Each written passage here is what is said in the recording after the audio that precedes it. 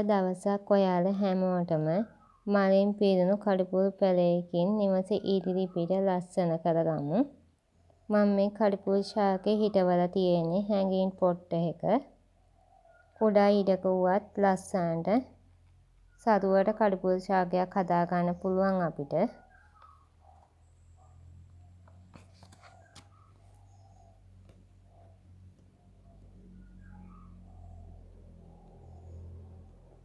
මේ කුඩා ඉඩක මේ පොට් එක ඇතුලේ කඩුපුල් ශාකය විශාලව හැදිලා තියෙනවා. කොලයක් ගානෙම පොහොටු තියෙනවා, චූටි චූටි පොහොටු.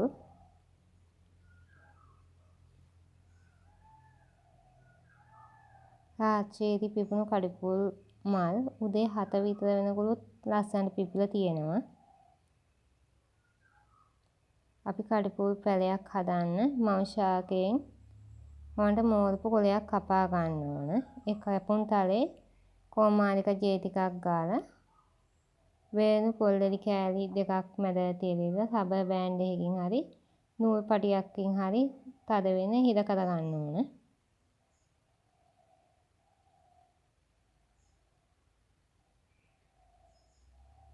මේ විදියට අපි මේ පොල්ලෙඩි කෑලි දෙකක් මැද තියාගත්ත කඩුපුල් කොළ ටික හැඟින් පොට් එක තමයි මම සිටවන්නේ.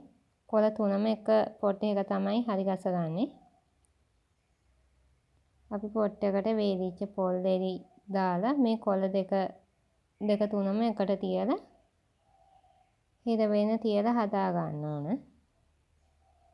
මට වේලුණු පොල්ලෙඩි තමයි මම අරගෙන තියෙන්නේ. තියෙනවා නම් දිරා ගිය මේ ගස් ශාක කොටස් උනත් දාගන්න හැකි කොට එක කෑලි උනත් එතකොටත් සරුවට වැටෙනවා. මේ විදියට හිර කරගන්න ඕන. දවස් දෙකකට වගේ සැරයක් අපි මේක පොල්ලේ ටික තෙත් වෙන වතුර දානවා. තෙත ගතිය තියෙනකොට ඉක්මනට පැලවෙනවා.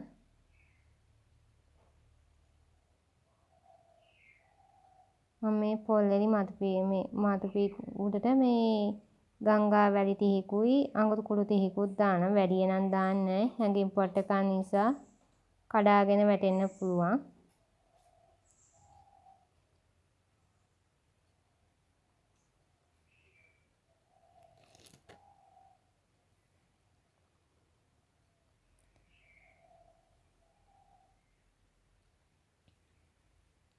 පොට් එකක් නැති වුණත් අපිට කැඩුණු මේ ජොක්කුවක වුණත් මේ විදිහට කඩුපුල් පැලයක් හදා ගන්න පුළුවන්. මේ මම හදපු තවත් එහෙම කඩුපුල් ශාකයක්. ඒකෙත් හොන්ට පොහොටු ඇවිල්ලා මල් හැදිලා තියෙනවා.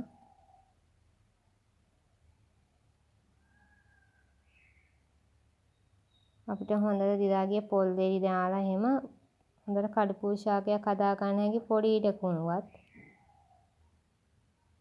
මේ ජොක්කුවේ හදපු මේ කඩුපුල් ශාකයේ මල් පොහොටු මේ තියෙන්නේ. මේකත් මේ වැලැන්ඩ් එකේ කණුක තමයි මේ ජොක්කුව මං හදවගෙන තියෙන්නේ.